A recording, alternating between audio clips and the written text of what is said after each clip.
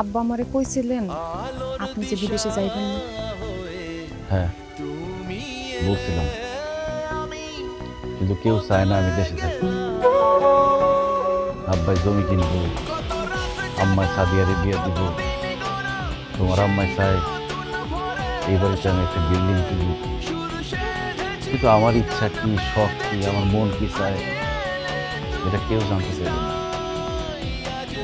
জানো পারুল, আজকে আমার মনে হইতেছে প্রবাসীদের কোনো বাড়ি ঘর নাই, তারা আসলে মেহমান।